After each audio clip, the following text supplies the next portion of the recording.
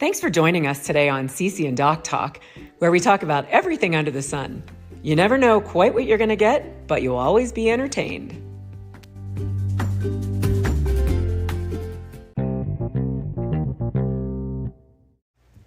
Hello and welcome to CCnDoc Talk. Today we are talking about the crazy insanity that are Doc's DIY projects. There are just so many projects and so little time. And everybody keeps saying, it's so funny because every time you post them on social media, everybody keeps saying, that doesn't look like retirement. And then on the other hand, or it doesn't look like you're taking care of yourself. Right. You know? Yeah, people worry that you're not taking care of yourself because then you're taking care of me and then you're doing all these projects. So I think it's time to share with your fans your obsession. Let's talk about your obsession with DIY. And I'm just going to start out by saying part of it is because you're cheap. True. Right? I am cheap. If I can do it myself, why not? Because yes, okay. And then I'm just going to let you go from there. Enlighten your fans. I think the other part of that, I might be cheap, but I also love the challenge of it. Can I take skills that I've learned in the past or from other things and apply them to this? You know, I've never done flooring before, and at one of our places we did that LifeLock flooring, the whole thing, the whole cabin, 1,300 square feet, and it was one massive amoeba of flooring. But I've never done it before, so I had to do a little homework. So I think I love, can I do it? Can I learn a new skill? So taking other skills, applying them to something new, all that transferable knowledge, and then there's a huge sense of accomplishment that comes out of them. So not only do I love projects, but I love to finish them. But it's not so I can get the glory and, hey, look at me and what I did. I mean, that's great too. But it's just internally, it's like, yeah, cool, I did that. I just did tongue and groove on a wall for the very first time, but it's not just the tongue and groove on the wall.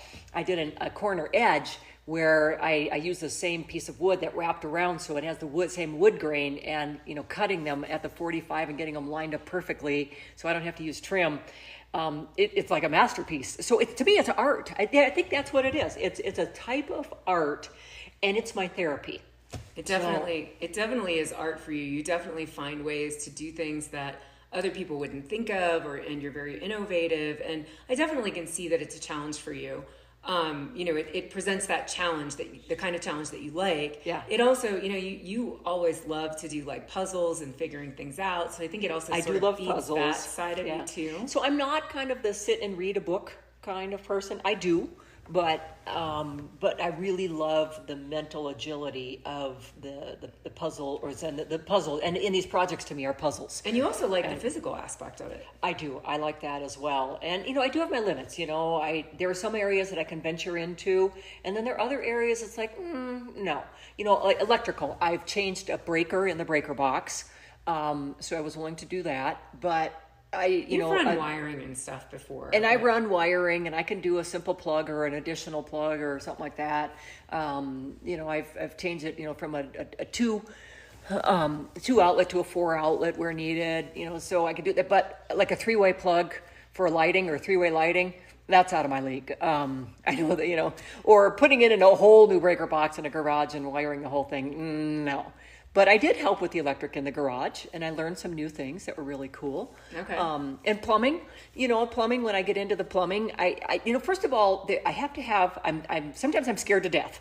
It's like, okay, I'm about to cut this pipe. I got the water off, and I usually get wet.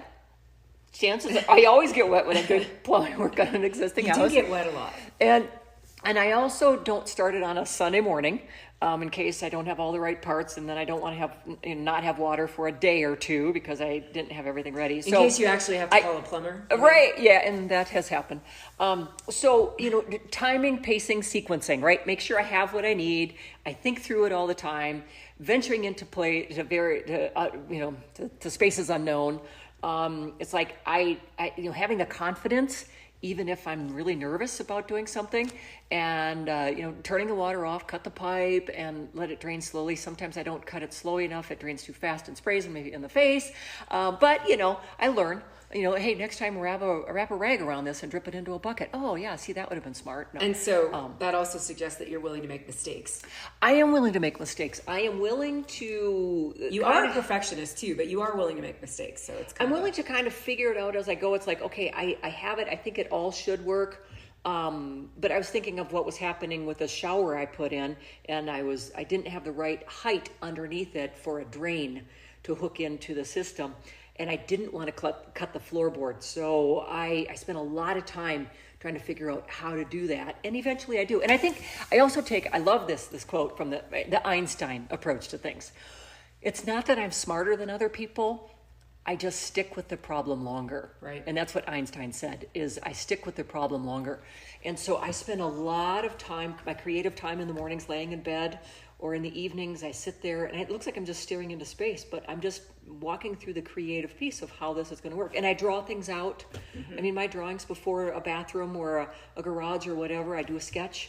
And then when I get to the different pieces, okay, here's the plumbing part of it, and I draw it out so I know here's a T connector, here's a 90 degree, so when I go to get the parts, I have my drawing and my list of things I need. Right. So, and then other areas I just have to hire it up.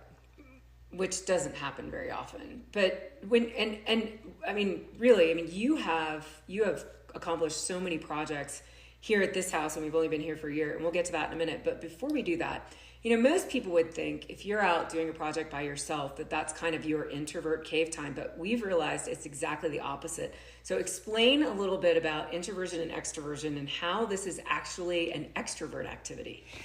Well, introvert and extrovert is where you re-energize. How do you and introvert is from the inside out. So again, sitting with a book, quiet time, watching a movie, playing computer games. Yeah, kind of that cave time, you get your alone time. An extrovert re-energizes from external stimuli, basically, from the outside in. But what the biggest learning is, it doesn't have to be external from people. So it doesn't have to be socializing. It just has to be outside, nature, going for walks, going for hikes, just being outside. And then for me, having a project on top of that, it really energizes my soul. Especially if it's a physical project. I love the physical activity of it. I need physical activity to re-energize. And having a job where I've been at a desk job behind a computer for so many years, and I mean, I'm just like busting to get outside and do things. And I could just go sit on the back patio and occasionally have a beer or something. And that is feeding my soul. But to actually go out and be physical and do something with my hands and create, or, be able to see a difference. And chop wood. I mean, I love the physical activity of it. It feeds my soul. So basically I'm re-energizing. Right. Which really gives a lot of explanation. Yeah, which really gives a lot of explanation too as to why you and I have done so well in isolation, because your extrovert energy doesn't have to be people energy. And right. I think we mentioned in a previous podcast, Real Colors, you're the orange, so you definitely have I'm more the artisan, of that energy. Outgoing risk taker. I am willing to cut that pipe and go, okay, let's see if I can do this, Very creative, leans extrovert. And then me, on the other hand, I'm kind of that ambivert, so I'm right in the middle, so I could take it or leave it. Which means you're okay with me getting out of your space, so you have your own cave time. That is sometimes true, yes. And so for those of you who have been worried about Amy doing too much while she's also been a care partner for me, or have you been worried about her because it doesn't look like she's retired, just know that this is her idea of retirement. I'm loving it. I love not having some sort of a webinar or a Zoom meeting on a calendar, so I can just go outside and just get absorbed in it for the whole day and not have to go, I have something coming up, or I have a flight to catch tomorrow, so I have to get this done today and get it cleaned up and the water back on or whatever. Right now, it's just owning my agenda and having the freedom to do some of these things. And if I don't get it done over the weekend and it wraps over into Monday, oh my gosh, what a luxury is that I still have another day to do this. In fact, I just did some work out in our tiki barn, which is our pool area, our little pool house, and I put that wall up, and there's still, my tools are still laying there, and I still have a sink to finish and a cabinet to put together, and I'm like, I'll get to it. But that's kind of unusual for you, because you usually complete projects pretty quickly, and we'll come back to that when it comes to process, because I know you have a pet peeve about people who start projects and 20 years later haven't finished them. I don't understand that. But before we go there, list off all the projects you can think of that you have done in the year since we moved to this house? I don't know that I can, but let me just start with the big ones. I mean, besides enclosing in the garage and putting in carpet and putting in an entire indoor pool with a UV system and a heater and an HVAC and then a separate heater, a heater for the pool and then a separate heater to keep the building. It's an above ground therapy pool, but it still required a lot of and putting the waterproof carpet across the flooring. And then I built where the garage door is. I built using pallets. A half a door so I can open the garage and kind of have like a half. It looks like a half a bar. Half wall or a bar. It's a half wall. Yeah. And I built that out. And that's the purpose to keep of the that, critters out. it has to keep the critters out because I'm out there sitting there and a lizard comes in or a snake comes in and I'm like, I want to have this door open without stuff crawling No, in. tell them the real truth. The real truth is we didn't want to be in the hot tub at night and have a bear decide to come in. Or a fox or something join us, And right? visit us. So now Yes. we can sit out there in the hot tub, in the garage with the door open and see the stars. So absolutely. And I'll just keep listing other projects. Inside, installing a dishwasher, to painting one of the rooms in the basement. I built a bathroom. In 9 days. I built a before my bathroom in family 9 came. days, which it's not just building the bathroom. I had to put up walls and doors and cutouts for doors and rerun electricity and then the plumbing. That was a big one. And, so putting up and bar flooring. rail. There was a bar rail because our feet were hanging off these chairs, so we needed a rail to put our feet up on. You reupholstered the chairs at the bar. Reupholstered the chairs. There's a little, there's a whole roof that I had an extension off the deck because of where the water was dripping off the roof, and so I created that's a right. small You little, and my mom created little like a a little lean-to to awning. reroute the water. Yeah, a new awning to channel the water out. I've, along with, and then the huge garage that we had built, it's about a 1,600 square foot, is that right? 40 by 40? 45 by 40? No, 40 by 40 garage. So you were sort of the general contractor And I was a on general that. contractor on that. But then after they finished it, I had to build big retaining walls and move some rock. And You built the labyrinth. I built a labyrinth. On the Oh other yeah, side all the of the retaining house, walls that you built by the garage. You're right, like 3 or 4 yeah, of those. huge ones with those 70-pound bricks, those retaining bricks. I'm good at it, but man, those are tough. I don't Oh, you really created wanna, this whole new driveway down There's the a back. new driveway down the back. I mean, All of the fire mitigation. lots of fire mitigation happening and cutting the branches. We installed a gate at the front of the driveway. I don't know. Is that a lot? That's a lot in a year. And I will say that on social media, and if you're not following us on social media and seeing all these amazing creations that I'm Amy going to post the creates- garage because I just made the final payment on it. So it's going to be begin with the end in mind. So here's a vision, my drawing of what I wanted the garage to be. And then I'm going to show you, I'm going to go back in time and show the progression because it was about a year ago it started. Right. And so anyhow. So if you're not following us on social media, follow us at CC, the letter NDOC, CCnDoc, and you will get to see all of these amazing creations. And I must admit, I often get lumped in with the credit in these projects, but I always say, oh no, this is all Amy, because especially this last year, I have been no help at all, pretty much. You do unless have. I'm just sitting down keeping you company is my. There are way things of like helping. putting the waterproof carpet in the garage. You had to help. Oh, with. well, There right, are that was certain before. things that it does require two people. Yeah, that was and BC. before diagnosis of cancer. Yeah. So, and now, certainly I'm hoping by fall I'll be able to participate a little bit again. However, that's not my way of re-energizing. So when you're doing a really cool project that I like, I don't mind being out there and helping some, but you did help put the pool up I because did help put the pool up, and and of course I had a vested interest in that. I want to swim, and so all that being said, you do a lot of this work by yourself now. Also, when my mom comes, she ends up being a good work buddy for you because the two of you did that awning, and I love it when the two of you all go just play, and you're like, "You want to come?" I'm like, "Nope, you two just go have a good time." I know, and she's a great helper. She is. I know Love she it. is. She's a little badass. So anyway,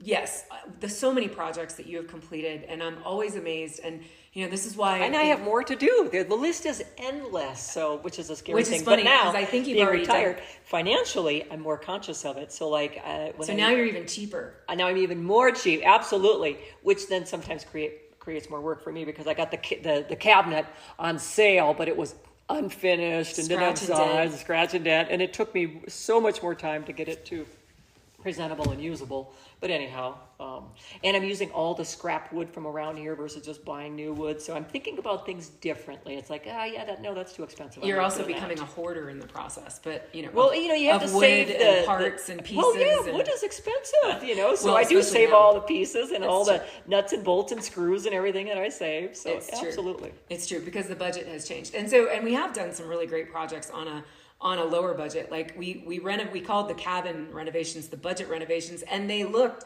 just fantastic. As good as the expensive renovations we did in Denver. But I re-laminated the countertops, and then I did the router around the wood edges and restained them, and we did red and with a darker gray kitchen, and it was beautiful. Yeah. So I mean, just to say, it doesn't have to be an expensive budget. We had a higher budget in Denver. We had a lower budget with the cabin. All of it came out amazing. And so you don't have to have a high budget. So before we wrap up, what I thought I would get you to do is to share kind of your process with anybody who might be considering venturing into the DIY space. All right. So I will draw it out and then I'll sit with the space a long time. I'll stare at it. Like doing a major kitchen renovation that we did in Denver, I stood and stared at that kitchen a very long time. And then it's like, okay, there's no reason you can't put a monster island here to maximize the cabinet space. And so, hours or days, I'd keep going and I'd stand in different corners and then I draw it out. The same with the bathroom downstairs. Normally somebody would have there's some pillars down there, support beams, and they would have just crammed it into this one area, and you would have been bumping your elbows on the toilet, on the back of the toilet and the vanity and the shower every time you turned around. But instead, I put the wall much further out, so it's now like a 8x10 space. But I put part of my little workshop and like the refrigerator or the freezer, the extra fridge inside that area, but it's a bigger space. Right. But I stood there for a long time. And instead of putting the wall where it would have logically seemed the place to put it, I go creative and I get out of the box. And I'm like, what if we put the wall way over here? And I think through the pros and cons, and then I draw it out. And again, the bathroom we did in Denver, which was a huge tile project, but we ended up, it was a big bathroom area, but all of the stuff is naturally around the edges, the sink, the vanity, the bathtub, whatever, kind of consumes the edges. And then you have this big empty space in the middle. Right. But what if we go into that empty space and we turn the tub sideways and then make a bigger walk-in shower and come into this empty space a little? And there's still plenty of walking space. But thinking outside the box, well, the bathroom in the Salida cabin, it was a standard bathtub. Pulled the bathtub out because we wanted a walk-in shower, but instead of having a walk-in shower where you normally have the water spigot and all that at one end, I left the valve to turn it on and off on the one end down where the drain was.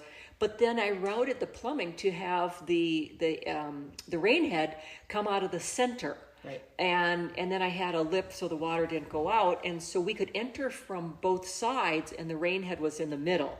And so just thinking differently, getting creative use of space. Right. And so I get outside the box, and I'm willing to do things differently. You definitely get outside the box. And just off the top of my head, Denver, we did kitchen, we did bathroom, we redid all the landscaping outside. You and I built we had to redo the dock. 3-tiered terrace out of flagstone. The flagstone.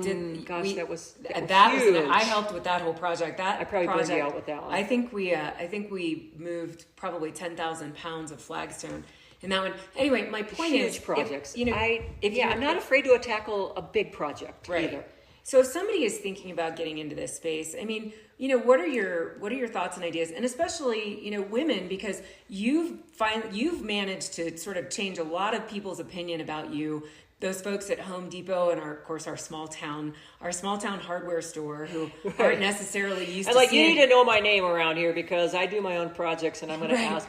Well, they're not used to seeing the girls come in with the hammers and the nails. So yeah, well, that's right. I wear my baseball cap. They think I'm a guy anyway. Anyway, I think I research on YouTube. I watch other videos. I ask. I'm not afraid when I go into the hardware stores. I find some people, men and women alike, and I'm like, okay, here's what I'm going to be accomplishing. I'm new to this. share with me, or do you have an expert in this space that I can talk to? And then I just soak it in and I listen. And people love to help. When I say, hey, I need your help with something, what would you do here? And then I take notes, I listen, and then I'm like, okay, let's go over to wherever it is in the hardware store where I need all this stuff. Show me where it is. Make sure I have all the parts. And I show them my drawing here, and then I show them I need 90s and T's and whatever else. And so we get all the parts. That's another thing. I make sure I have... pretty much make sure I have as many of the pieces as I know as I need before I start a project. Well, especially where we live, because because in order to get to a Home Depot, we have to drive an hour. Yeah, it's an hour each way. Yeah. But even in Denver, when we did the kitchen, we made sure we had the tile in stock, all the appliances in stock before we did the demolition. So our kitchen was only down 3 weeks for a massive remodel. Right. Bathrooms take a little longer.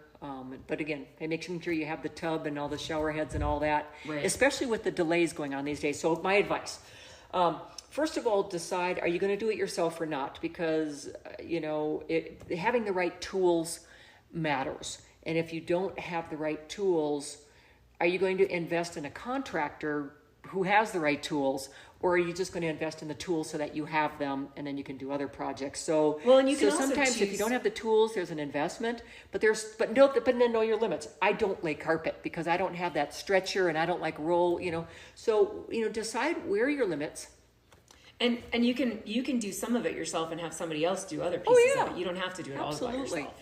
Overhead work, I don't do that. I don't like doing sheetrock overhead. It's just, and again, I have to look at where can I do things where it's just me. So anyway, I would say, if it's like installing a dishwasher, give it a shot, right? But follow the instructions. Follow the instructions. Yeah, I do read the instructions. It took me years to be able to do that. But anyway, just have courage, live bold. You can always have a contractor to clean up your mess, but say, hey, I need your help. I tried it myself, and I need your help. Or get a contractor in the beginning, but say, I'm going to do this with you. I'm going to be shoulder to shoulder with you. And I do that a lot. When I have any contractor around, I'm there meddling in their space and learning and watching. And so I guess, and just live bold, have courage, give it a shot. Have fun and some pride in what you do. But take your time and finish the project by all means. Grandpa Herb taught me, you're not done until the tools are put away. And these people that start a project and 5-10 years later, or they buy a car and it's sitting in their backyard for 20 years because they think they're going to renovate it at some point, either do something with it because you bought it because it was good intention, it's hopes and dreams, right? Or get rid of that thing because it's causing anxiety in the family, not just to you, because you haven't done these things that you said you're going to do. And so either do it or get rid of it. No, I don't know. That's an opinion there. It's the half-started projects that families have to live with that renovations that just go on and on and on. I'm so glad that you finished. I'm so glad that you finished it. Get it to a functional level and clean up. Right? If I do something that has cutting sheetrock and it creates dust, I quarantine the area. Take the time. The entire area. I quarantine things. I tape things off. I hang plastic from the ceiling. So the prep work usually takes more than half the time of sometimes doing the work, painting and all that stuff. But but be responsible for the cleanup too. And if you were giving advice to somebody who is the helper in these situations, not the person with the ideas and the vision and the the actual person who's completing the project, what advice do you give to the helpers? Share the vision, share the expectations up front. Here's what we're going to try to accomplish, and here's what it looks, here's what I'm thinking, here's how you can help. And so share the vision, and then any steps on, share what you're going to do, and any steps on the how, and then just use your words. So there you have it. I love projects. Now, I'm not for hire because people have expectations of how it needs to be done, and sometimes I don't want to disappoint. Because I do them for myself. You've never disappointed any of us, in the projects that you do. By us, I mean like my mom's always impressed by what you do, and your dad's always impressed by what you do, and so you've never. But I understand what you're saying. The other thing is, if it became work, you wouldn't love it anymore.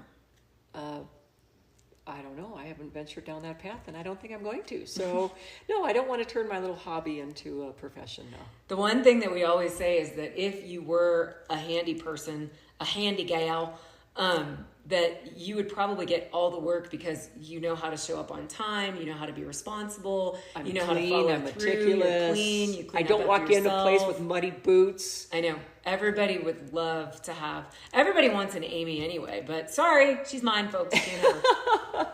I'm not done here. So lots of work to do here. Anyway, on that note, just be courageous. Dive into it. Give it a shot. Start have small. Confidence. Start small. Have vision. Be creative. Build a birdhouse. Cool. Do something that's just start small. I mean, you don't have to build a house or a garage, but just figure some things out. Watch YouTube. Decide if it's something that's like, okay, I can do that, or I think I can do that. Well, and I actually thought our project list was close to done. So the fact that she has more ideas, it'll be interesting to see what gets posted next. Oh, I have surprises for you. Boy, here we go. It's going to be a fun rest of the summer. Yeah, more fire mitigation. I know that. I haven't finished that, but I have to split wood still. That's so a you're huge off the job. hook on a lot. You have 111 acres to fire mitigate. There's no way you can do it all at once. So no, I did some critical things, but anyway, we're making progress. Absolutely. And we have a garage that's finished, and we're in a very functional state right now. So when we had hail the other day, all of our vehicles weren't outside. I was very happy. Hallelujah. All right, on that note, I keep trying to wrap up here. Okay, have a fabulous day. Dive into projects if it feeds your soul. Have a great day. Thanks for tuning in to CCnDoc Talk. We'd love for you to follow us on social media at CCnDoc. That's CCnDoc. And you can visit our website at CCnDoc.com. We also take monthly donations to support this broadcast if you're so inclined. We'd love to hear your comments, suggestions, and questions, and we'll do our best to respond. Thanks, and have a fantabulous day.